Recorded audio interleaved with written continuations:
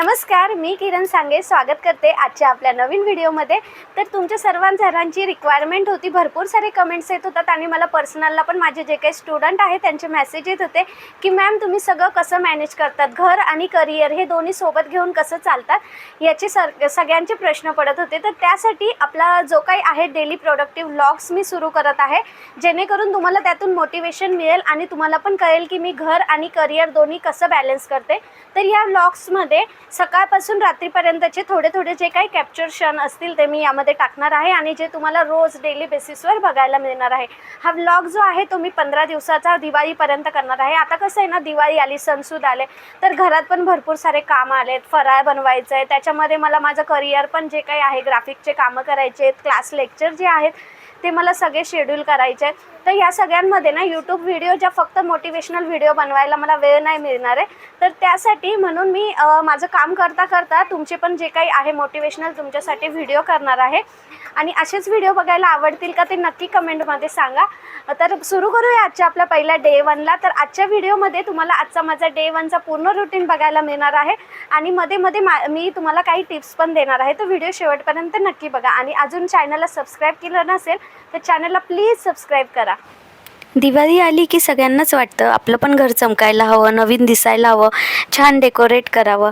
पण आमचं काय झालं माहिती आहे, घराचा जो अवतार होता ना, मुलांनी तो अगदीच बिघडून ठेवला आहे। मग मी आणि मिस्टरांनी ठरवलं की नको, ह्या दिवाळीला जरासं घर डेकोरेट करूया, थोडंसं वॉल्स ज्या आहे त्या रंग करूया भिंतींना आणि छानपैकी रिडेकोरेट करूया। भिंतींचा अवतार खूपच भयानक झाला आहे। गेल्या आम्ही 3-4 वर्षापासून ना भिंतींना कलरच केला नाही, कारण की लहान मुलं असल्यामुळे ना आम्हाला माहिती आहे की कितीही कलर केला तरी मुलं रंगरंगोट्या करणारच आहे, कितीही समजावलं तरी त्यांना ते समजणार नाही। आणि ज्या भिंती आहे ना त्या आमच्या लीक होत होत्या पावसाच्या पाण्यामुळे, तर त्याला पण आता आम्ही ते वॉटरप्रूफिंग केलं आहे। मग त्यानंतर आता कलरिंग करायचं ठरवलं आणि मिस्टरांचं म्हणणं असं झालं की यावेळेला ना आपण साधा कलर करूया आणि नंतर जेव्हा फर्निचर करू घरामध्ये तेव्हा मग छानपैकी चांगला कलर करता येईल। तर आम्ही घरच्या घरीच कलर करण्याचा जो काही निर्णय तो घेतलेला आहे। तर मग आमची सकाळची सुरुवात ती म्हणजे कलर करण्याच्या स्टार्टिंगपासून। सकाळ झाल्याबरोबरच मिस्टरांनी भिंती घासायला घेतल्या आणि मिस्टरांना थोडासा म्हणजे त्यामध्ये माहिती पण आहे की भिंती कलर कशा करतात, काय करतात आणि त्यांची जे कामाची ड्युटी आहे ना ती 2 शिफ्टमध्ये असते। तर मग या वीकमध्ये त्यांची सेकंड शिफ्ट असल्यामुळे त्यांचं असं झालं की या वीकमध्ये मी रोज सकाळी जो मला वेळ भेटेल तर थोडं कलरचं जे काय काम आहे ते कंप्लीट करून घेईल, म्हणजे पुढे जे दिवाळी येते तोपर्यंत आपलं जे कलर आहे ते होऊन जाईल। तर मग त्या हिशोबाने आम्ही आज जे काय आहे ते कलरचं काम चालू केलं। त्यानंतर सासूबाईंना पण वाटलं की थोडीशी मदत करावी, तर मग त्या पण चालू झालं। एक भिंत त्यांनी पण घसून दिली, मिस्टरांना मदत केली। मग ते दोघे काम करत असताना मग मला पण वाटलं की चला मी पण करते, तुम्हाला जॉईन होते। मग त्यानंतर त्यांच्या दोघांसोबत मी पण मुलांना बेडमध्ये बसवलं। मुलांना नाकात धूळ जायला नको ना त्याची, नाही तर आजारी पडतील। मुलांना बेडरूममध्ये बसवून आम्ही 3 जण अशा प्रकारे सकाळी भिंती साफ करत होतो। मला थोडं जमत नव्हतं ते भिंती साफ करायला, बट मिस्टर वरून सांगत होते की या पद्धतीने कर म्हणून। मी थोडा वेळ केलं भिंती साफ, पण मग नंतर म्हटलं की जर आपण हेच करत बसलो तर आपल्या घरातलं काम राहून जाईल आणि आराध्याची स्कूल पण आता 1 वाजताच असते, तर तिचं पण आवरायचं होतं। तर मग मी विचार केला की मिस्टर इकडे हॉलमध्ये करतायत काम, तोपर्यंत मी घरातलं जरा काम आवरून घेते, स्वयंपाक वगैरे आवरून घेते, कारण की आज माझे लाईव्ह लेक्चर असणार होते। दुपारी 1 वाजता लाईव्ह लेक्चर होता आणि जवळपास 11 वाजले होते, 2 तासच राहिलेले होते माझ्याकडे। सो मी त्यांना जास्त मदत करू शकली नाही, बट थोडीशी माझ्याकडून होईल तेवढी मदत मी त्यांना आज केली। सकाळी घाईमध्ये मग मुलांना मसाला इडलीच केली आणि सोयाबीनसाठी कांदा, टोमॅटो आणि लसूण जे काही आहे ती प्रिपरेशन करून ठेवली। सोयाबीन भिजत घालून ठेवला, कारण की आराध्या आता टिफिन नेत नाही, एक्झाम चालू आहे ना, तर मग तिला जेवण करूनच जायचं होतं। बट किचन एवढा भांड्यांनी भरलेला होता, सकाळचं चहा पाणी नाश्ता सगळं ते भांडे जे होते ते पूर्ण किचन ओटा भरलेला होता। आणि जर किचन क्लीन नसला ना की मला किचनमध्ये काम करण्याची इच्छाच होत नाही, किचन कसा मला मोकळा लागतोय। मग मी विचार केला की भांडे वगैरे सगळं क्लीन करून घेते आणि त्यानंतर मग आपलं जे काही आहे भाजीला फोडणी घालते. मग मी भांडे घासून किचन वगैरे पूर्णपणे साफ करून घेतला आणि त्यानंतर मग असं वाटलं की पूर्ण ड्रेस वगैरे ना त्याच्यावर कलर उडलेला होता आणि केसार पण पूर्ण डर्ट उडली होती ते घासल्यामुळे, भिंती घासल्यामुळे. मग म्हटलं पुन्हा एकदा आंघोळ करून घेऊया.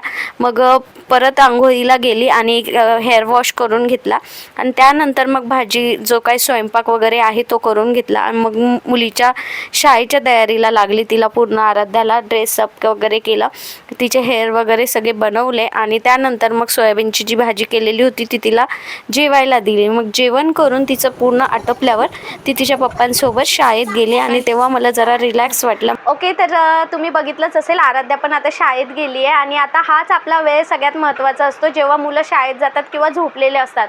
ह्या वेळेला आपण आपली कामं करू शकतो. तर ह्या व्लॉगच्या याच्यातून मला तुम्हाला एकच सांगायचं आहे की जेव्हा तुम्ही एक प्लॅन करतायत, म्हणजे कुठल्याही कामाची सुरुवात करताय किंवा भरपूर जणांच्या कंप्लेंट्स असतात की मॅम वेळ मिळत नाही, मुलं सांभाळता कामात वेळ भेटत नाही. तर आपल्याला एक टाईम मॅनेजमेंट हवा.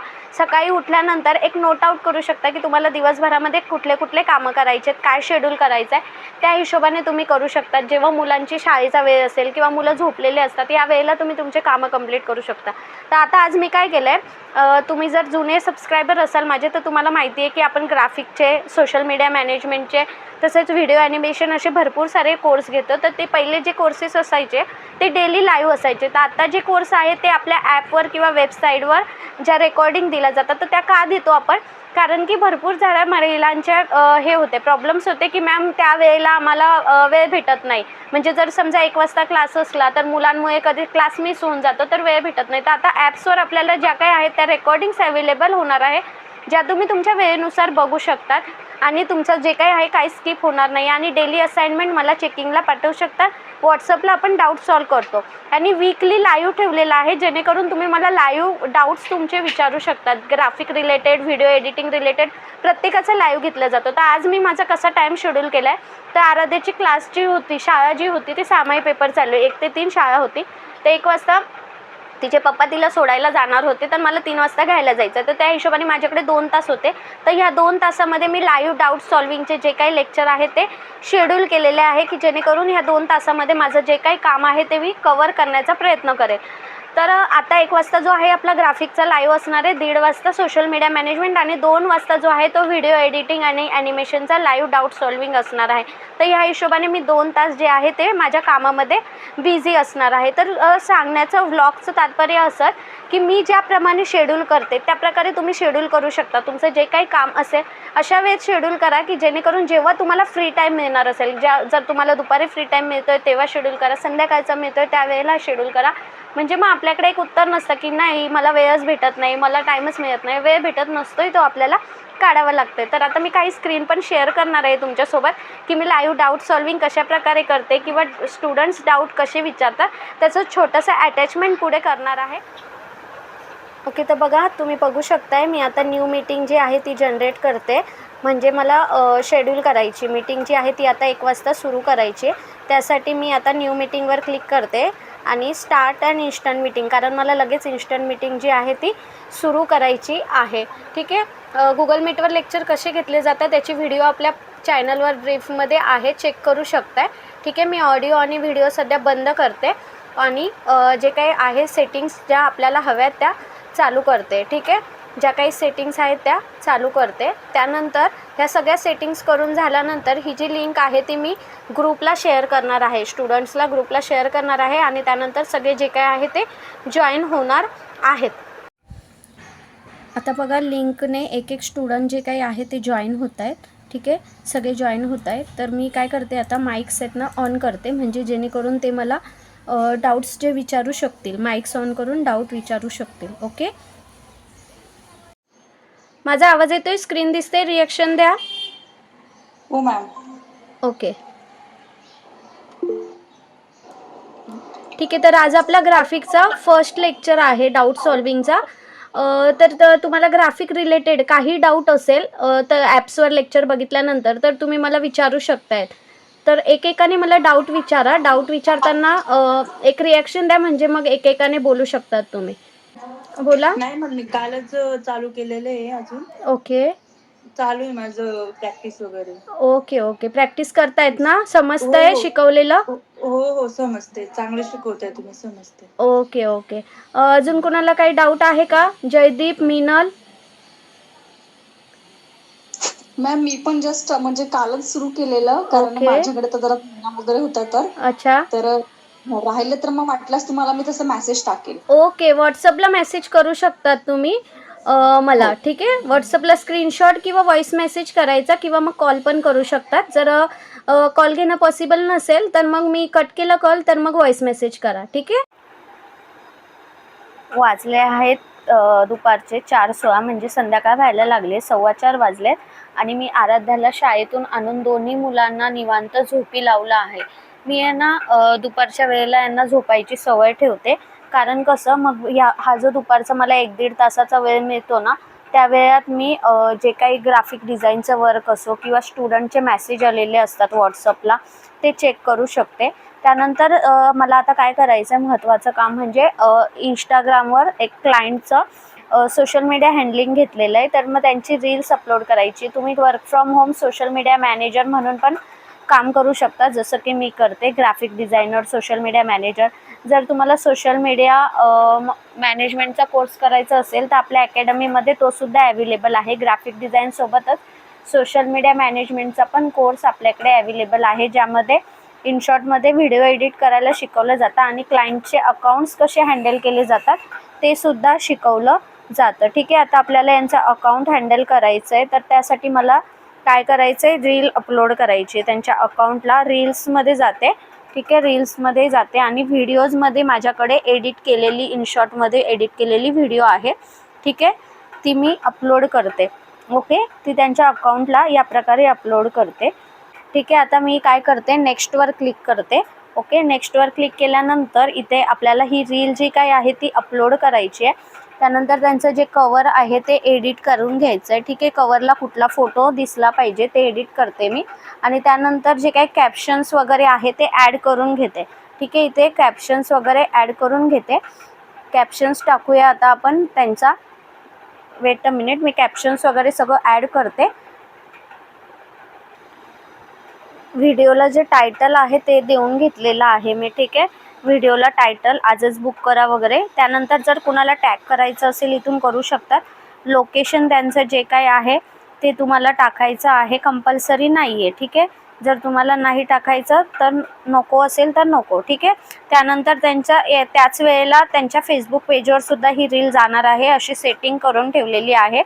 त्यानंतर आपल्याला काय करायचं आहे, इथे कॅप्शन्सच्या खाली काही हॅशटॅग्स टाकू शकतात तुम्ही. ठीक आहे.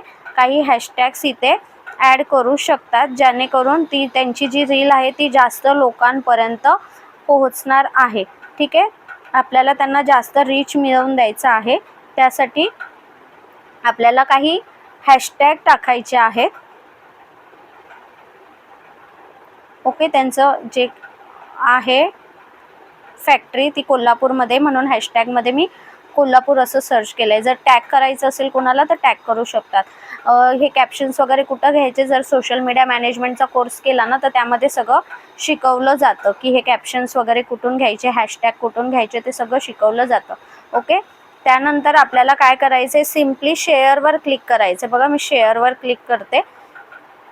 शेअरवर क्लिक केल्यानंतर इथे ती शेअर होते, रील जी आहे ती शेअर होते. शेअर झाल्यानंतर इथे ती विजिबल होणार आहे. बघा 2 मिनिटामध्ये माझी जी काही पोस्ट आहे ती टाकून झालेली आहे. तर मी काय करणार आहे, त्यांची पोस्ट जोपर्यंत अपलोड होते तोपर्यंत व्हॉट्सअप चेक करणार आहे. माझं व्हॉट्सअप चेक करून घेणार आहे.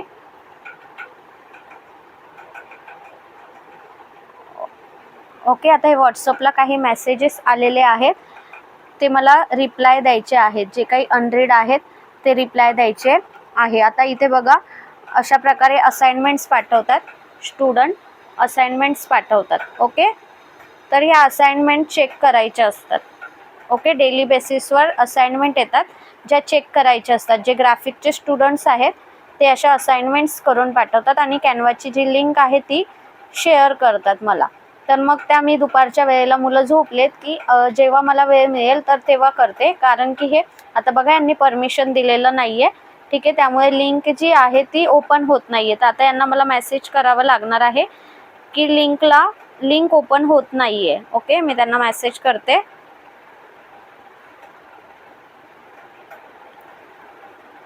Anyone with link,